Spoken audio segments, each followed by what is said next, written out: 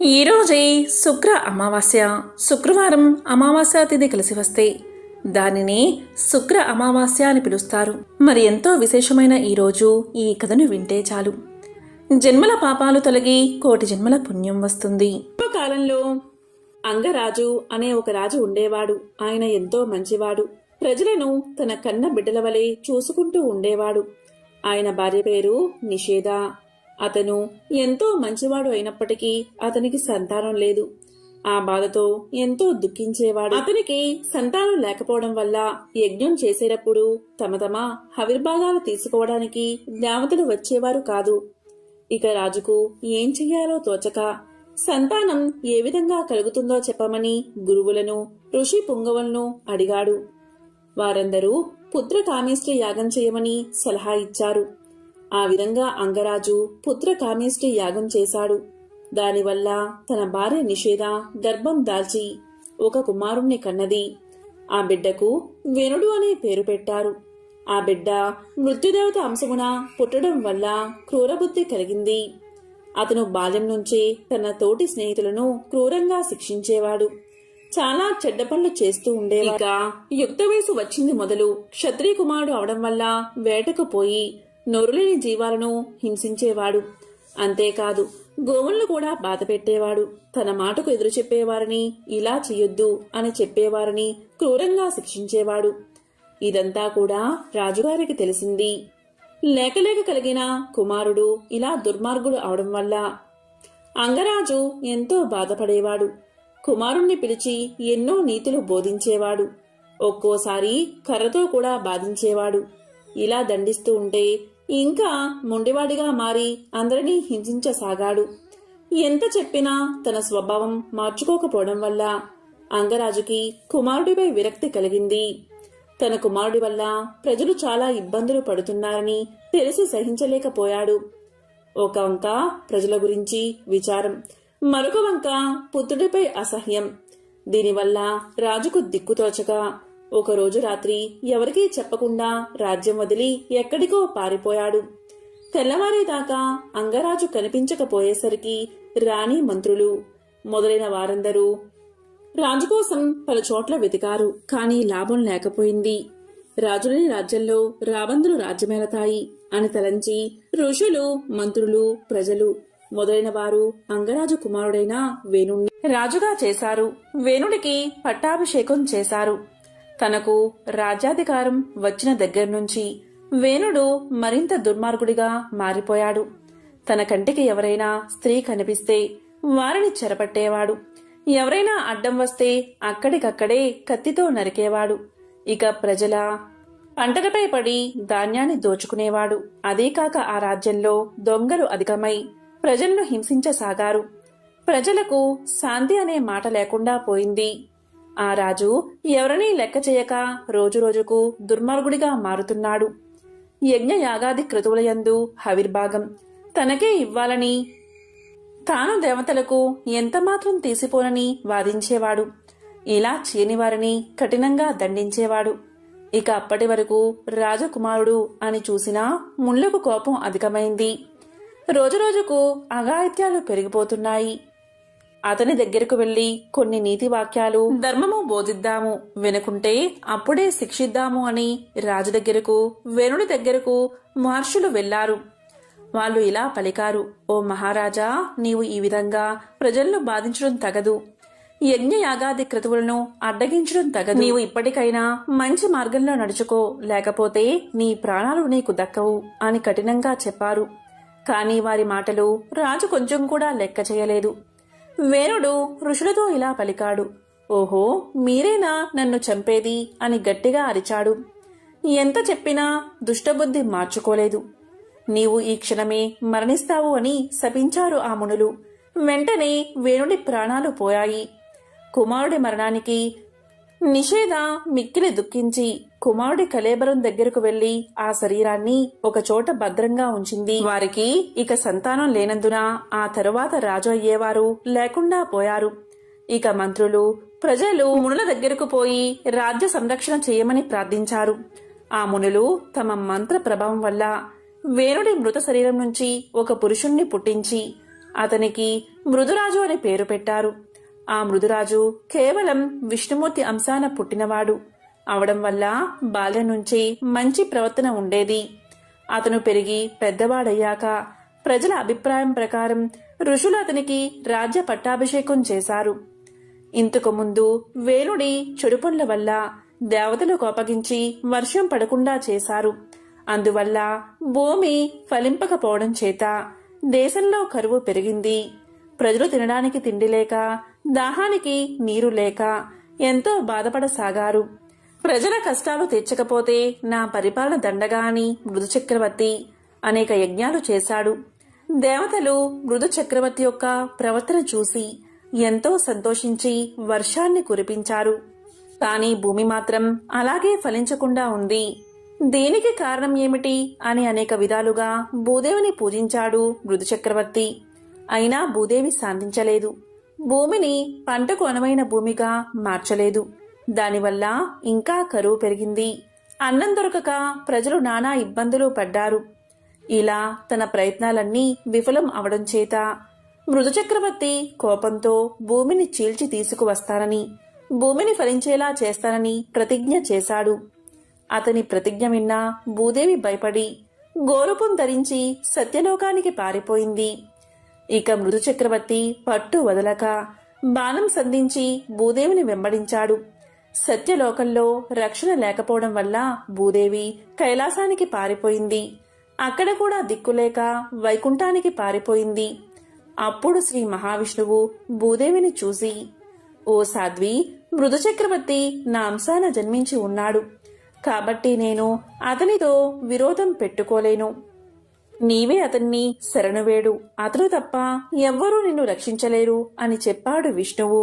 ఇక భూదేవి చేసేది లేక తన వెంట వస్తున్న మృదు చక్రవర్తికి ఎదురుగా వెళ్లి ఇలా పలికింది, ఓ మహానుభావా, నన్ను చంపకు.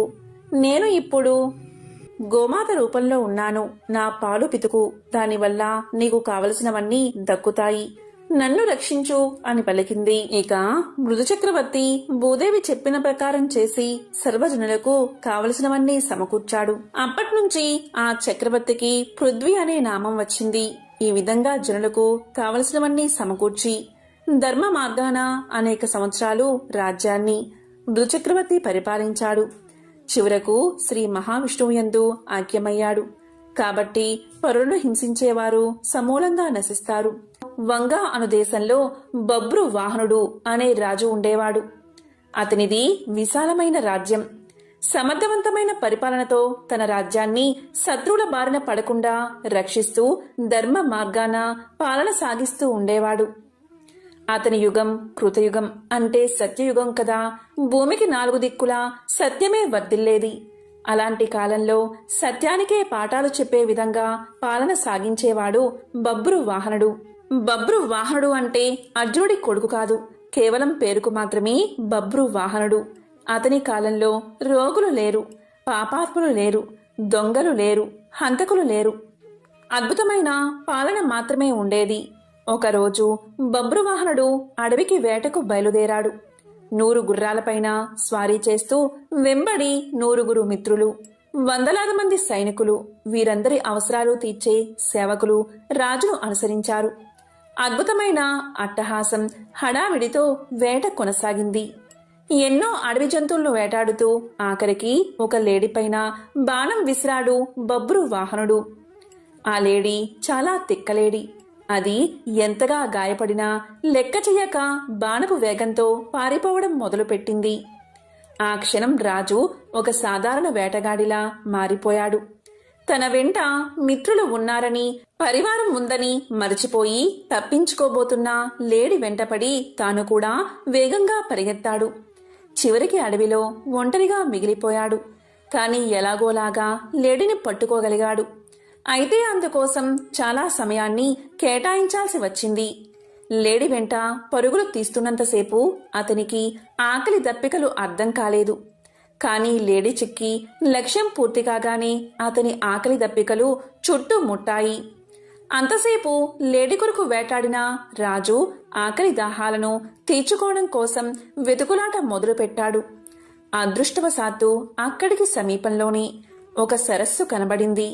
అందులో ముందుగా స్నానం చేసి తరువాత నీరు తాగి ఒడ్డున ఉన్న ఒక చెట్టు కింద తన పరివారం కోసం ఎదురు చూస్తూ విశ్రాంతి తీసుకోసాగాడు. అనుకోకుండానే రాజుకు నిద్ర ముంచుకు వచ్చి కనులు మూతపడసాగాయి. ఈలోగా సమీపంలో కలకలం వినబడింది. రాజు కలవరపడుతూ కళ్ళు తెరిచి చూశాడు. అతనికి సమీపంగా ఎదురుగా 100 ప్రేతాలతో కలిసి ప్రేత వాహనుడు అనే పేరుగల ప్రేతరాజు అక్కడికి వచ్చాడు. ప్రేతాలంటికి ఎముకలకు బిగుతుగా చర్మాన్ని అతికించినట్లుగా ఉన్నాయి. ఎక్కడా కూడా అంగుళం మందం మాంసమైనా లేదు. వాటి ఆకారాలు భయం గొలిపేలా ఉన్నాయి. ప్రేతాలు హఠాత్తుగా కనబడితే ఎవరికైనా భయం కలుగుతుంది. కాని అక్కడ ఉన్నది యుద్ధరంగంలో పరాక్రమాన్ని ప్రదర్శించే బబ్రువాహన మహారాజు. అందువల్ల ముందుగా కొంచెం కలవరం కలిగినా వెంటనే తన విల్లును అందుకుని ప్రేతాలపైకి ఎక్కుపెట్టాడు మహారాజు. కాని బాణం వదలకుండా వారితో ఇలా అన్నాడు. ఎవరు మీరంతా? ఇంత భయంకరంగా ఉన్నారు. ఎక్కడ్నుంచి వచ్చారు? మీ శరీర ఆకృతులు ఇంత వికృతంగా ఉన్నాయేమిటి అని అడిగాడు. అప్పుడు ప్రేతాల నాయకుడైన ప్రేత వాహనుడు రాజుతో ఇలా పలికాడు. మహారాజా, మీ దర్శన భాగ్యం వల్ల మాలో ప్రేతభావం నశించిపోయింది. మాకు ఉత్తమ గతులు ఇక లభించే తీరతాయి అన్నాడు. ప్రేత వాహనుడి మాటలు రాజుకు అర్థం కాలేదు. అదే విషయం రాజు ఇలా అన్నాడు. ఓ ప్రేతమా, నువ్వేమి మాట్లాడుతున్నావు? నాకు అర్థం కావడం లేదు. నాకు అర్థమయ్యేలా చెప్పు అన్నాడు. దానికి ప్రేతవాహనుడు ఇలా పలికాడు. రాజా, ఈ ప్రేతాలన్నీ ఒకప్పుడు మనుషులే. కాని చేసుకున్న పాపాల వల్ల ప్రేతాలుగా మారిపోయాయి. ఎవరికైతే అగ్ని సంస్కారం, శ్రాద్ధం, తర్పణం జరగవో వారంతా ప్రేతాలై తిరుగుతారు. అంతేకాదు, నమ్మక ద్రోహులు, పాపాలకు ప్రాయశ్చిత్తం చేసుకొనివారు, తాగుబోతులు, దొంగతనం చేసేవారు, ఈర్ష, అసూయ, ద్వేషాలతో కాలం గడిపేవారు, గురుపత్నిని చరిచినవారు, ఒకరి ఆస్తిని అన్యాయంగా లాక్కున్నవారు, పరుల సొమ్ముకు ఆశపడిన వారు మొదలైన తప్పుడు పనులు చేసేవారంతా ప్రేతాలుగా మారతారు. మేమంతా ఇలా వచ్చిన వారమే. రాజా, మాకు తిండి దొరకదు, నీరు దొరకదు. దీంతో మేము ఆకలి దప్పికతో అలమటించిపోతూ ఉంటాం. మాకు ఎవరు శ్రాద్ధం కాని పిండం కాని పెట్టరు. అందుకే మేము ఇలా మిగిలిపోయాము. ఇలా మిగిలిపోయిన వారికి రాజే అపరక్రియలు జరపాలి. అలా జరపడం వల్ల మేము ప్రేత రూపం నుండి విముక్తి పొందుతాం. అలాగే మీరు కూడా గొప్ప పుణ్యాన్ని సంపాదించుకుంటారు. రాజా, బతికి ఉన్నంతసేపు వీరు నావారు, వీరు నావారు అనుకుంటాం. కాని చివరకు ఎవరూ ఉండరు. కొడుకులు, భార్య, వీరు మన అవసరం కోసం, మన స్వార్థం కొరకు మన వల్ల పుట్టుకు వచ్చిన వారే. మనం వారి అవసరం తీర్చినంత కాలం వారి చేత గౌరవించబడతాము. తరువాత మన అవసరం ఉండదు. అప్పుడు వారి నుండి గౌరవం లభించదు. మనిషి చచ్చాక ధనం ఇంటి దగ్గరే ఉండిపోతుంది. బంధువులు శ్మశానం దగ్గర విడిపోతారు. శరీరం కాష్టం దగ్గర విడిపోతుంది. ఇక విడిపోయాక పరలోకం దాకా వచ్చేవి పాప పుణ్యాలే అని చెప్పాడు ప్రేత వాహనుడు. అప్పుడు బబ్రు వాహనుడు ఇలా పలికాడు.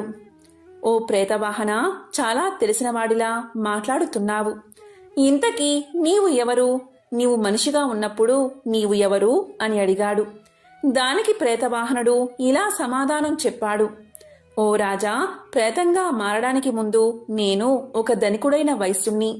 పేరు దేవదత్తుడు. నేను సన్మార్గంలో నడిచాను.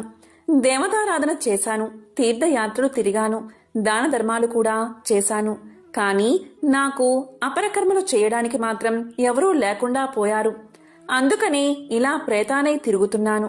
రాజా, ఒక దేశపు రాజు అన్ని వర్ణాల వారికి, అన్ని కులాల వారికి బంధువులు అవుతాడని శాస్త్రాలు చెబుతున్నాయి. అందుకని నీవు మా అందరి కోసం అపర కర్మలు చేసి మాకు ముక్తిని కలిగించు అని చెప్పి తన వద్ద ఉన్న ఒక మణిని తీసి రాజుకు ఇవ్వబోయాడు ప్రేతవాహనుడు. అందుకు రాజు ఇలా పలికాడు. ఓ ప్రేతవాహన, నేను ఒక రాజుని. ఇతరుల నుండి దానాన్ని స్వీకరించను. మీకు అపరకర్మలు మాత్రం చేస్తాను. కాని ప్రేతవాహన, నాకిది చెప్పు. మా వంశస్థుల్లో ఎవరైనా ప్రేతదశలోనే ఉండిపోయారా? ఒకవేళ ఉండిపోతే ఆ విషయం నేను ఎలా తెలుసుకోవాలి? వారికి ముక్తిని ఎలా కలిగించాలి అని అడిగాడు. దానికి ప్రేతవాహనుడు ఇలా చెప్పాడు. రాజా, మీ వంశంలోని వారు ఎవరైనా ప్రేతత్వంలా మిగిలిపోయి ఉంటే మీకు కారణం లేకుండానే కొన్ని కష్టాలు వచ్చి పడతాయి. దాంపత్య జీవితంలో అపశృతులు ఏర్పడతాయి. భార్యాభర్తలు పూర్తిగా ఆరోగ్యంగా ఉన్నా కూడా వారికి పిల్లలు పుట్టరు. స్త్రీలకు నెలసరి సమస్యలు నిరంతరం కలుగుతాయి. యవ్వనంలోనే ఆత్మీయ బంధువులు మరణిస్తారు. నడి వయసులోని వారు అనుకోకుండా మరణిస్తారు. ఉన్నట్టుండి ఆదాయం తగ్గిపోతుంది. అనుకోని విధంగా ఇల్లు తగలబడిపోతుంది. ఈ ఇంట్లో ఎప్పుడూ గొడవలు జరుగుతూ ఉంటాయి. కావాలనే అపవాదులు వచ్చి మీద పడతాయి. తీవ్రమైన జబ్బులు వస్తాయి. వ్యాపారం చక్కగా చేస్తున్నా కూడా లాభాలు మాత్రం రావు. వర్షాలు బాగా కురిసినా కూడా పంట చేతికి రాదు. ఇంటి ఇల్లాలే శత్రువులా తిరగబడుతుంది. కాబట్టి రాజా, ఇలాంటివి జరుగుతాయి. ఇవన్నీ అపారకర్మ చేయనందువల్ల ఆకలి బాధతో తిరిగే ప్రేతాల వల్లే జరుగుతాయి. కాబట్టి మన వంశం వారు ఎవరైనా ప్రేతాల్లా మారి తిరుగుతున్నారా అని ఇలా గుర్తించవచ్చు అని చెప్పాడు ప్రేత వాహనుడు. ఇదంతా విన్న తర్వాత బబ్రువాహన మహారాజు తన నగరానికి వెళ్లి ప్రేతాల విముక్తి కోసం శ్రాద్ధ అపరకర్మలు చేయించాడు. అంతటితో ప్రేత వాహనుడికి, అతనితో ఉన్న ప్రేతాలకు విముక్తి కలిగింది. వారంతా ఎంతో సంతోషంగా స్వర్గాన్ని చేరుకున్నారు. పుండరీక చరిత్ర గురించి తెలిపే ఈ పవిత్ర కథను ఇప్పుడు విందాం.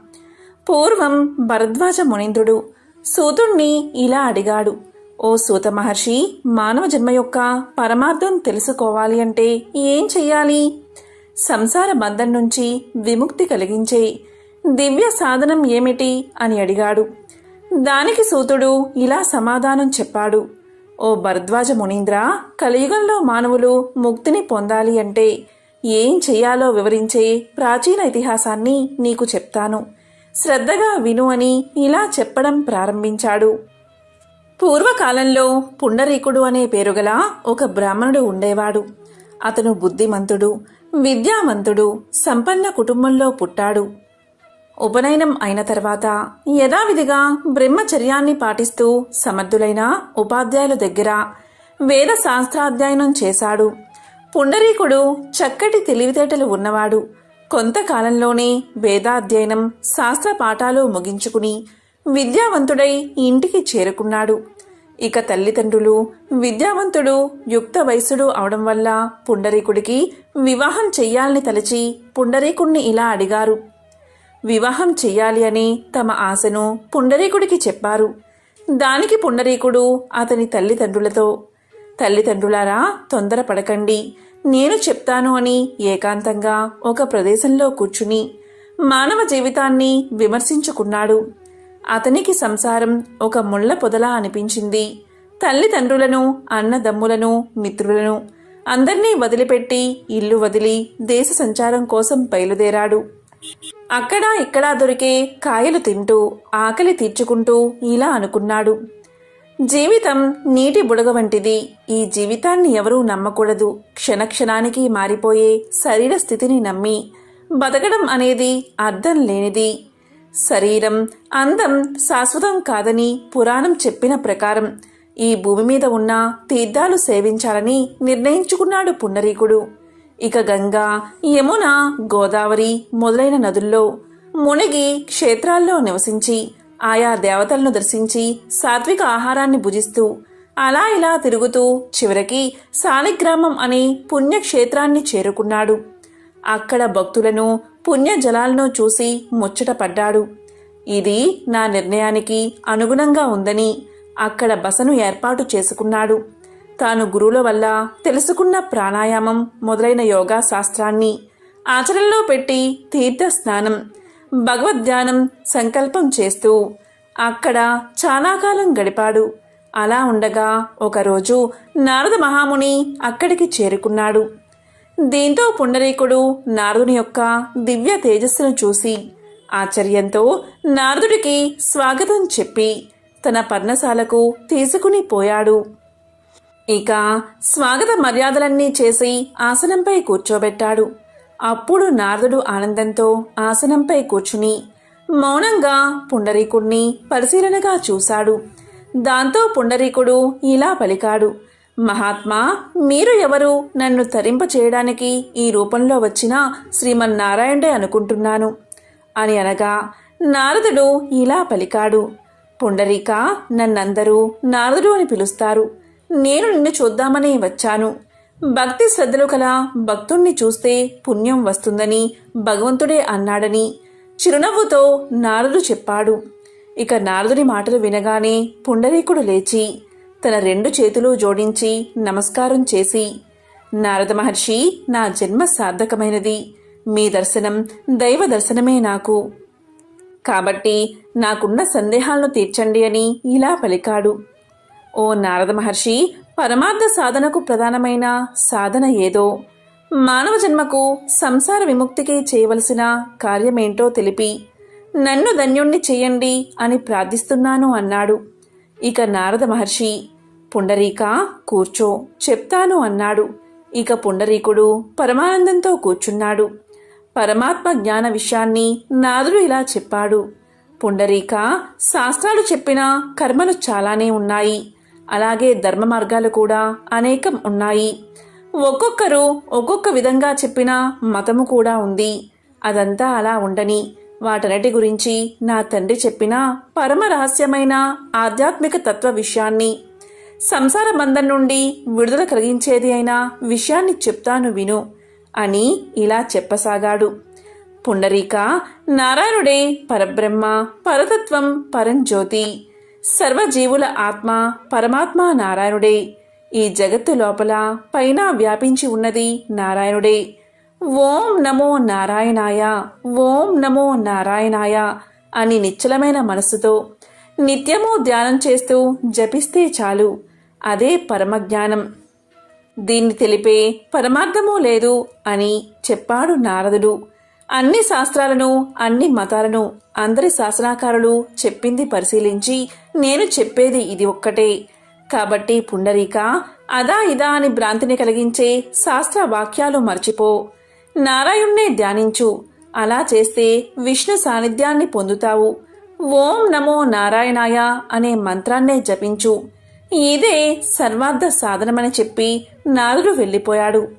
ఇక పుండరీకుడు నారాయణ మంత్ర జపంతో, నారాయణ నామస్మరణతో ఎంతో భక్తితో ధ్యానించసాగాడు. ఈ విధంగా శాలిగ్రామ క్షేత్రంలో చిరకాలం తపస్సు చేశాడు. అతని భక్తికి మెచ్చి శ్రీ మహావిష్ణువు వెంటనే ప్రత్యక్షం అయ్యాడు. ఇక శ్రీ మహావిష్ణువును చూసి ఎంతో సంతోషంతో పుండరీకుడు సాష్టాంగ నమస్కారం చేసి లేచి చేతులు జోడించి ప్రార్థించాడు. అప్పుడు శ్రీహరి ఇలా పలికాడు, పుండరీక, నీకు కావలసిన వరం ఏమిటో కోరుకో అన్నాడు. దానికి పుండరీకుడు, ప్రభు, ఏమి కోరాలో నాకు తెలియదు. మీరేమిచ్చినా సంతోషమే అన్నాడు. ఇక శ్రీహరి చిరునవ్వు నవ్వి, సరే, ఇటురా, ఈ గరుడ వాహనంపై నా వెనుక కూర్చో, నాతో వైకుంఠానికి రా, నా రూపాన్ని ధరించి నిత్యము నా వెనుకే ఉండు అని చెయ్యి పట్టుకుని వాహనం మీదకి తీసుకున్నాడు. ఆ సమయంలో దేవదుందుబులు మోగాయి. దేవతలు పుష్పవర్షాన్ని కురిపించారు. ఈ విధంగా పుండరీకుడు శ్రీహరితో కలిసి వైకుంఠానికి చేరుకున్నాడని సూతుడు భరద్వాజ మునితో చెప్పాడు. కాబట్టి భరద్వాజ శ్రీ మహావిష్ణువును నమ్మి కీర్తించడం వల్ల కలియుగంలో మానవులకు మోక్షం లభిస్తుంది. ఇదే మోక్షప్రదం, బ్రతికి ఉన్నంతకాలం సుఖాన్ని కలిగిస్తుంది అని సూతుడు చెప్పాడు. ఇది విన్న భరద్వాజ మహాముని సంతోషంతో, సూత, ఎంతో పరమార్థాన్ని వివరించావు, ధన్యుణ్ణి అయ్యాను అన్నాడు. కాబట్టి ఈరోజు ఈ కథను విన్నా, చెప్పినా, చదివినా సకల శుభాలు కలుగుతాయి, మోక్షం కలుగుతుంది, సకల ఐశ్వర్యాలు కలుగుతాయి. పుండరీకుడికి సుచరిత అనే ఆమెతో వివాహం జరిగింది. ఆ దంపతులిద్దరూ పాండురంగడి భక్తులు. పాండురంగ విఠలుని దర్శించుకోవడం కోసం ఒకప్పుడు ఆ ఊళ్ళో ఉన్న భక్తులంతా గుంపులు గుంపులుగా కూడి భజనలు చేస్తూ పుండరీపురానికి బయలుదేరారు. సుచరిత ఇది చూసి భర్తతో, ఏమండి, మనం కూడా పుండరీపురం వెళ్దామా అని అడిగింది. అప్పుడు పుండరీకుడు ఇలా సమాధానం చెప్పాడు, ఇంట్లో శతవృద్ధులై అన్నిటికీ మనపైనే ఆధారపడి ఉన్న తల్లిదండ్రుల్ని వదిలి మనం ఎక్కడికి వెళ్తాం? మనకి ఎలా వీలవుతుంది? మనకి ఇల్లే పుండరీపురం. ఆ పాండురంగ విఠలుణ్ణి మనసులోనే ధ్యానించుకుంటూ ఈ ముసలి దంపతులకు సేవ చేయడం కన్నా మనకి మరొక ఆలోచన ఉండకూడదు అన్నాడు పుండరీకుడు. మనసులో గట్టిగా ఆ భక్తులతో పాటు వెళ్ళాలి అని ఉన్న సుచరిత పైకి ఏమీ అనక ఊరుకుంది. తక్కిన భక్తులంతా అనుకున్న ప్రకారం బయలుదేరి పుండరీపురం వెళ్ళిపోయారు. ఆ వెళ్ళిన భక్తులకు కూడా ఇళ్లల్లో ముసలి తల్లిదండ్రులో లేక రోగిష్టి భర్తలో భార్యలో పిల్లలో లేకపోలేదు. కానీ వాళ్ళు పుండరీకుడి మళ్ళే మనం వెళితే వీళ్ళ గతేమి కాను అని ఆలోచించకుండా ఎవళ్ళ కర్మ వాళ్ళది, వీళ్ల కోసం మనం పుండరీపురం వెళ్లడం మానుకుంటామా అని నిశ్చింతగా చక్కాపోయారు. పుండరీకుడు మటుకు తాను పుండరీపురం వెళ్ళలేకపోయినందుకు కొంచెమైనా బాధపడలేదు. ప్రతిరోజు పొద్దున్నే లేచి తల్లిదండ్రులకి సేవ చేసేవాడు. పాపం వాళ్ళు కూర్చుంటే లేవలేని ముసలి వాళ్ళు. వాళ్ళకి వెచ్చటి నూనె ఉల్లంతా రాసి నలుగు పెట్టి గోరువెచ్చని నీటితో స్నానం చేయించేవాడు. తెల్లటి మెత్తటి శుభ్రమైన తువ్వాలతో తుడిచి తేలిక బట్టలు కట్టించేవాడు. చెయ్యి ఊత ఇచ్చి లోపలికి తీసుకువచ్చి దేవతార్చన పీఠానికి ఎదురుగా పీటల మీద కూర్చోబెట్టి తండ్రికి సంధ్య వార్చుకునే నిమిత్తం జారీ తెచ్చి ఇచ్చేవాడు. తండ్రి చాలా గొప్ప పండితుడు, భక్తుడు, కర్మిష్ఠిని అయితేనే ముసలితనం వల్ల జ్ఞాపక శక్తి తగ్గిపోయి దేవతార్చన చేసుకునేటప్పుడు మధ్య మధ్య మంత్రాలు కూడా మరిచిపోయేవాడు. అందుకు పూజ అయ్యేదాకా పుండరీకుడు అతని దగ్గరే కూర్చుని తండ్రి మరిచిపోయి తడబడుతున్న మంత్రాలు జ్ఞాపకం చేస్తూ ఉండేవాడు. ముసలితనం వల్ల ఆ తండ్రికి చూపు సరిగ్గా ఆనేది కాదు. దేవతార్చనా సమయంలో గంధం, అక్షింతలు, యజ్ఞోపవీతం, పువ్వులు మొదలైన పూజా వస్తువుల కోసం ఆ వృద్ధుడు తడుముకుంటూ ఉంటే పుండరీకుడు వాటిని తీసి అందిస్తూ ఉండేవాడు. అదే సమయంలో తాను కూడా పాండురంగ విఠలుడికి పూజ చేసి తులసి తీర్థాన్ని తల్లికి తండ్రికి ఇచ్చేవాడు పుండరీకుడు. పంచభక్ష పరమాన్నాలు చేయించి భగవంతుడికి నైవేద్యం పెట్టి తల్లిదండ్రులకు వడ్డించి ఆ తర్వాత తాను తినేవాడు. ఆ ముసలి వాళ్ళకి సహజంగా వృద్ధాప్యం వల్ల అస్తమానం చిరాకు, కోపం వచ్చేది. తాను కూడా వాళ్లతో పాటు చిరాకు పడక పుండరీకుడు వాళ్ళని చిన్న బిడ్డల్ని లాలించినట్లు లాలించేవాడు. వాళ్ళు ఏది కావాలంటే అది ఎంత అసాధ్యమైనా తెచ్చి ఇచ్చేవాడు. పుండరీకుడు ఈ విధంగా తల్లిదండ్రులకు సేవ చేస్తూ ఉండిపోగా భక్తులంతా జయ పాండురంగ విఠలే అని భజన చేస్తూ పుండరీపురం చేరుకున్నారు. వాళ్ళు ఆలయంలో ప్రవేశించేసరికి పాండురంగడు గుడిలో లేడు. ఆ పీఠం ఖాళీగా కనబడింది. స్వామి ఏడి, స్వామి ఏడి అంటూ భక్తులంతా కలవరపడ్డారు. స్వామి తిరిగి వస్తాడేమో అని వాళ్ళు అక్కడే చాలాసేపు కనిపెట్టుకుని కూర్చున్నారు. ఆ రోజల్లా స్వామి తిరిగి రాకపోయేసరికి వాళ్ళు చక్కాపోయి మళ్ళీ మర్నాడు వచ్చి చూశారు. అప్పటికి స్వామి రాలేదు. అలా ఎన్ని రోజులో పండరీపురంలో కనిపెట్టుకుని ఉన్నా స్వామి రాలేదు. భక్తులకు ఇదంతా ఏమీ అర్థం కాలేదు. ఆఖరికి ప్రాణం విసిగి భక్తులంతా తిరిగి పుండరీకుడు ఉన్న తమ గ్రామానికి చేరుకున్నారు. పాండురంగ స్వామి దేవేరితో సహా గుడి వదిలి పుండరీకుడు ఉన్న ఊరికి వచ్చేయడమే ఆయన గుళ్ళో లేకపోవడానికి కారణం. వృద్ధులైన తల్లిదండ్రులకు పరిచర్య చేస్తూ ఉన్న తన్ను చూడడానికి ఆ మహాభక్తుడైన పుండరీకుడు తన వద్దకు రాలేకపోయాడు కదా అని పాండురంగడే అతని వద్దకు వెళ్ళాడు. కాని ఈ దేవరహస్యం సామాన్య జనానికి ఏం తెలుస్తుంది? స్వామి వచ్చి పుండరీకుని ఇంటి వాకిట నిలబడే వేళకి పుండరీకుడు తన తల్లిదండ్రులకు భక్తి శ్రద్ధలతో నీళ్లు పోస్తున్నాడు. పుండరీక భక్తాగ్రేసరా, నువ్వు పుండరీపురం రాలేకపోయావని తెలిసి మేమే నీ వద్దకు వచ్చామయ్యా అని స్వామి పుండరీకుణ్ణి పిలిచాడు. స్వామి, ఇదిగో వచ్చేస్తున్నా, ఒక్క క్షణం ఆగండి. మా తండ్రికి నీళ్లు పొయ్యడం అయ్యింది. వెంటనే తుడవకపోతే వృద్ధుడికి జలుబు చేస్తుంది. తుడిచేసి లోపలకు తీసుకొచ్చి కూర్చోబెట్టి నీ దర్శనానికి వస్తా అన్నాడు పుండరీకుడు. ఆ మాటలు విన్న సుచరిత ఆశ్చర్యపోయింది. భగవంతుడు దేవేరితో సహా వచ్చి వాకిట నిలబడితే ఎదురు రాక వస్తా అలాగే నిలబడి ఉండు అనవచ్చా? స్వామికేం కోపం వస్తుందో అని ఆమె భయపడిపోయింది. కాని శాంతమూర్తి అయిన స్వామికి కొంచెం కూడా కోపం రాలేదు. వచ్చి వాకిట పడికట్టు మీద నిలబడ్డవాడు అలాగే నిల్చుండిపోయాడు.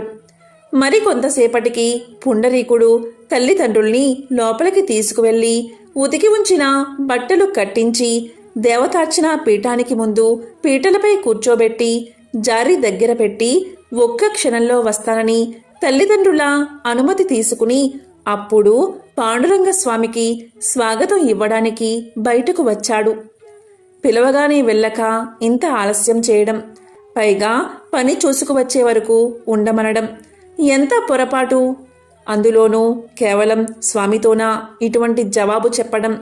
స్వామి కోపంతో భర్తని ఏమంటాడో అని సుచరిత పాండురంగడికేసి చూస్తూ ఉంది. ఏం చిత్రమో! పాండురంగడైనా ఇప్పుడు ఆ పడికట్టు మీద నిలబడి ఉన్నది. కాదు, ఎవరో ముసలాయన. ఎవరో ఏమిటి, తన మామగారిలాగే ఉన్నాడు. అప్పుడేగా తన భర్త మామగారిని స్నానం చేయించి లోపలికి తీసుకువెళ్ళింది. అంతవరకు ఆ పడికట్టు మీద స్వామి పక్కన నిలబడి ఉన్న దేవేరి కూడా ఇప్పుడు కనబడదే. ఆమె స్థానంలో తన అత్తగారికి మళ్ళీ ఉన్న ముసలామై ఎవరో నిలబడి ఉంది. సుచరితకు ఒక్క క్షణంలో ఇదంతా అర్థమైపోయింది. తల్లిదండ్రులకు పరిచర్య చేయడమే పరమధర్మంగా భావించి తన భర్త పుండరీపురం వెళ్ళలేదు. ఆ తల్లిదండ్రులకు పరిచర్య చేయడం మాకు పరిచర్య చేయడం లాంటిదే సుమా అని తనకు తెలపడం కోసం లక్ష్మీనారాయణలు తనకు అత్తామామల రూపంలో కనబడుతున్నారు అని ఆమె తెలుసుకుంది. పుండరీకుడు ఇంతలో లక్ష్మీ సమేతుడైన స్వామికి సాష్టాంగ నమస్కారం చేసి గరుడవాహన జగన్నాథ, పుండరీకాక్ష, పాండురంగ అని అనేక విధాల స్తోత్రం ప్రారంభించాడు. అప్పుడు పాండురంగడు దేవేరి కూడా ఎంతో ఆనందం చెంది శిరస్సు మీద చేతులు ఉంచి పుండరీక భక్తాగ్రేసర, వృద్ధులైన నీ తల్లిదండ్రులకు నీవు భక్తి తాత్పర్యాలతో చేసిన పూజ పరిచర్య మాకు బాగా నచ్చాయి. ఏం వరం కావాలో కోరుకో అన్నారు. అప్పుడు పుండరీకుడు, స్వామి, నాకు, నా భార్యకు, అలాగే నా తల్లిదండ్రులకు నీ దర్శనం కోసం మేము పుండరీపురం రాలేము. మమ్మల్ని కటాక్షించడానికి ఇంత దూరం వచ్చావు కదా, కాబట్టి ఇక్కడే ఉండిపో, ఇదే నా కోరిక అన్నాడు. ఆ తర్వాత కాలంలో అది పుణ్యక్షేత్రంగా వెలసిల్లింది. ఎవరైతే ఈ కథను వింటారో లేక చెప్తారో అలాంటి వారి జన్మల పాపాలు తొలగి కోటి జన్మల పుణ్యం వస్తుంది. అష్ట ఐశ్వర్యాలు, భోగభాగ్యాలు కలుగుతాయి. ఓం నమో నారాయణాయ. ఓం శ్రీ మహాలక్ష్మియే నమః. ఓం నమః శివాయ.